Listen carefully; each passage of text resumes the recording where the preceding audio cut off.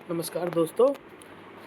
कुछ अन्य सवालों के जवाब जो रह गए थे, जो नेशनल बोर्ड ऑफ एग्ज़ामिनेशन के द्वारा डी फार्मा की पास करने के बाद जो एग्ज़िट एग्ज़ाम लिया जाएगा, उसके संबंध में कुछ और मैं सवालों के जवाब आपको देना चाहता हूं, जो कि आपके सवाल हो सकते हैं। पहला, नेशनल बोर्ड ऑफ एग्ज़ामिनेशन पे चल लेते हैं। एग्ज़ामिनेशन पे क्लिक करते हैं, इस पे क्लिक करते हैं और हम आ जाते हैं न्यूज़ बुलेटिन, इन्फॉर्मेशन बुलेटिन पर। यहाँ पर आके आपको खुलेगा एक पेज पीडीएफ का, जिसमें है सारी जानकारी। हालांकि आपने देख लिया होगा, फिर भी मैं आपको कुछ चीज़ें स्पष्ट कर देता हूँ। हमने कल बात कर ली थी पिछले वाले वीडियो में, जिसका लिंक मैं डिस्क्रिप्शन में दे दूँगा, आप उस पे जाके देख सकते हैं। परीक्षा शुल्क जो है 6900 रुपये रहने वाली है।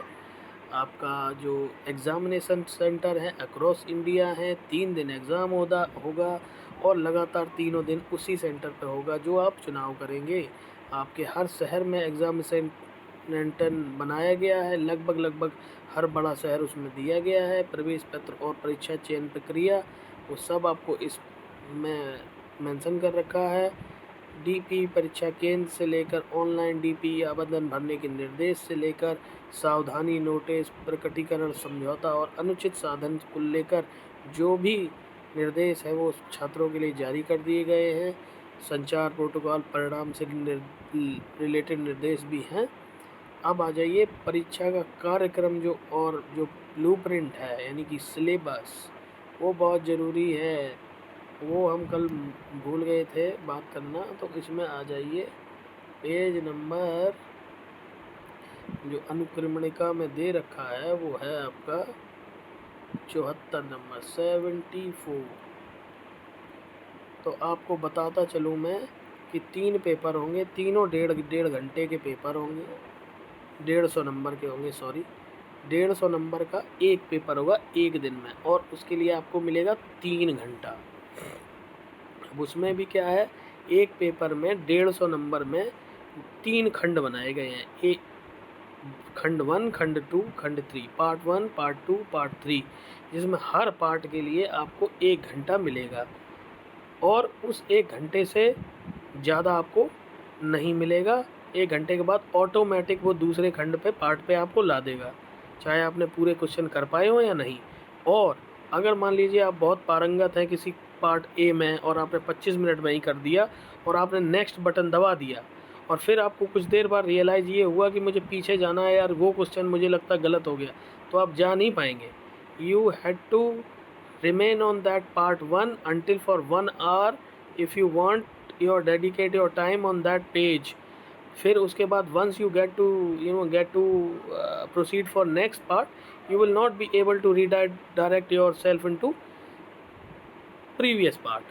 So that is how the 150 mark question paper for a day has been divided into 3 parts, and those 3 parts has been dedicated for 1 hour each specifically. And once you get to enter it into a next part, you won't be able to get into previous part। So that is the only thing which you have to keep in your mind while you are attempting.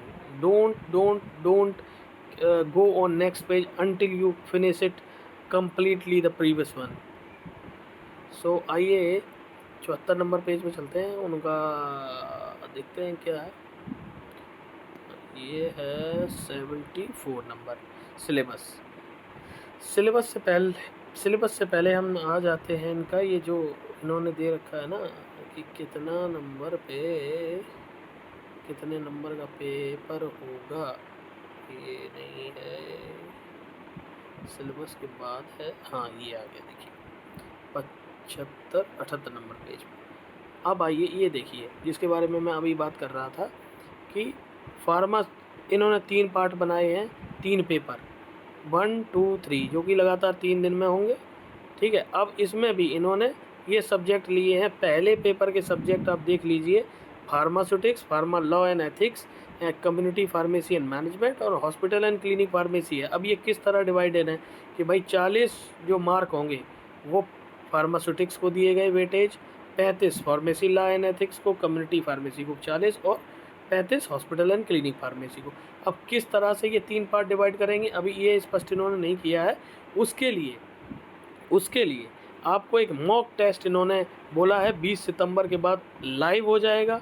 आप उस पर अपनी practice कर सकते हैं। Mock test मतलब बिल्कुल जैसे वहाँ होगा कंप्यूटर में वैसा ही मॉक टेस्ट आपको 20 सितंबर के बाद इस साइट पे ही लाइव हो जाएगा। उसको देखने पे आपको बिल्कुल पता लग जाएगा कि किस तरह का क्या होगा, और वो एक मॉक टेस्ट होगा और वो बिल्कुल उसी तरह काम करेगा जैसे आपका ओरिजिनल टेस्ट काम करेगा। तो इसलिए जो है आप उसको ज़रूर 1 2 3 4 10 बार अटैम्प्ट कर लें ताकि आप यूज़ टू हो जाएं उसके। ठीक है, तो इस तरह से नंबरों का वितरण रहेगा। पेपर 2 में इनका जो है इनका रहेगा ह्यूमन एनाटॉमी, फिजियोलॉजी, फार्माकोलॉजी, फार्माकोथेरेपेटिक्स। ठीक है, इसको भी 3 भागों में बांटेंगे। फिर तीसरा पेपर होगा जिसमें फार्मास्यूटिकल केमिस्ट्री, बायोकेमिस्ट्री, फार्माकोग्नोसी और सोशल फार्मेसी। तो कुल मिला के 11 सब्जेक्ट हैं, 4 3 7 4 11, और 11 ही सब्जेक्ट पढ़ाए जाते हैं पूरे डी फार्मा में। पहले ईयर आपके 5 सब्जेक्ट होते हैं, दूसरे ईयर 6 सब्जेक्ट होते हैं। इन्वायरमेंट को छोड़ दें अगर, वो एक मैंडेटरी पार्ट है यूपी में सिर्फ, तो वो कोई हमारा करिकुलम का पार्ट नहीं होता है, वो बस जस्ट एक मैंडेटरी पेपर होता है जो कि पास करना होता है। अन्यथा आपके जो कोर पेपर्स हैं वो 11 ही होते हैं, और 11 के 11 पेपर यहाँ रख दिए गए हैं सब्जेक्ट। हालांकि जो सिलेबस है उसमें कुछ कटनी छटनी की गई है, छोटा बड़ा किया गया है, मेन टॉपिक्स को लिया गया है, कुछ में एज इट इज़ ले लिया गया है सब्जेक्ट। तो कुल मिला के आपको जो देख लेना है कि ये सब्जेक्ट टॉपिक वाइज पढ़ना है। जिस टॉपिक पे जो यहाँ दिया गया है वो आपको ज़्यादा जोर देना है। अब सिलेबस है क्या, अब आप देख लीजिए सिलेबस। आ जाइए सिलेबस में, जैसे फार्मास्यूटिक्स है उसमें क्या है, आपको हिस्ट्री पढ़नी है। ठीक है, जो कि पहले ही उसमें है। फिर pharmacy practice in various professional association, pharmacopoeias क्या होते हैं, packaging material, pharmaceutical ads, preservatives क्या होते हैं, unit operation, size reduction, size separation, mixing, filtration, drawing, excretion, tablet, capsule, liquid preparation, topical preparation, nasal preparation, ये सब आपको। फिर उसके बाद आ जाएगा NDDS GMP। मतलब पूरा सब्जेक्ट तो पूरा तो नहीं उठाया है, लेकिन जो हर यूनिट, जैसे आपकी 4 या 5 यूनिट में पूरा सिलेबस डिवाइड होता है, तो हर यूनिट से 5 यूनिट से कुछ जो महत्वपूर्ण टॉपिक्स हैं वो उठा के इसमें रख लिए हैं, उनको कंबाइन कर दिया है जो एज ए सब्जेक्ट वाइज। अब ये फार्मेसी लॉ एंड एथिक्स, उसमें भी ऐसा ही किया है, सेम सब में ऐसा ही किया है। पूरा सब्जेक्ट नहीं रखा, लेकिन हर सब्जेक्ट के मेजर टॉपिक यहाँ पे दिए गए हैं। तो अब आपको ये देख लेना है कि आपका सब्जेक्ट, इसका प्रिंट आउट लेना बहुत ज़रूरी है। आप अपने पास हमेशा रखिए और टॉपिक वाइज पढ़ते चलिए, नोट्स बनाते चलिए। और एक मान लीजिए फार्माकोथेरेपेटिक्स है, उसमें सारे ये पढ़ लिए, उसके बाद इसके जो आपको अगर थ्योरी पढ़ ली तो आपको सारे ऑब्जेक्टिव मिल जाएंगे कहीं ना कहीं, और उसको तैयार कर लीजिए, आपके पास होने की कोई दिक्कत ही नहीं है। तो इस तरह से आप अपने देखिए, इसको पास करने से पहले पता है प्लान करना बहुत ज़रूरी है। अगर आपने प्लान बेहतर नहीं किया ना, तो आप इसको पास नहीं कर पाएंगे, क्योंकि ये एक स्ट्रेटजी बनाने की ज़रूरत है। इसमें आप पहले स्ट्रेटजी बनाइए, है ना, कि किसको कितना वेटेज है समझिए, और उस हिसाब से पढ़िए। मान लीजिए फॉर एग्ज़ाम्पल एक ये तीसरा वाला पेपर है जिसमें बायोकेमिस्ट्री और केमिस्ट्री थोड़ा सा टफ रहती है, क्योंकि उसमें वो रहते हैं। तो आप जब ये देखेंगे कि 150 में आपको लाने हैं भाई 75 नंबर, ठीक है, तीनों पेपरों में 75 लाने हैं, और तभी आप पास माने जाएंगे। नहीं तो आपने एक में 75 और एक में 49 नंबर लाए तो आप नहीं, यानी 74 भी लाए तो भी नहीं पास होंगे आप। फिर आपको दूसरा अटैम्प्ट देना पड़ेगा, और दूसरे अटैम्प्ट में फिर 5900 रुपये खर्च करने पड़ेंगे, और तीनों पेपर में फिर पास होना पड़ेगा। ठीक है, तो ये है। तो अब आ जाइए इसमें DPE स्क्रीनिंग टेस्ट। इसमें आपको 75 नंबर लाने हैं। मान लीजिए 75 आपको टफ लग रहा है, आप फार्मास्यूटिकल केमिस्ट्री में मान लीजिए 10 नंबर ही ला पाए, कोई दिक्कत नहीं है। बायोकेमिस्ट्री में आप 20 नंबर लाए, 20 और 30 हो गए।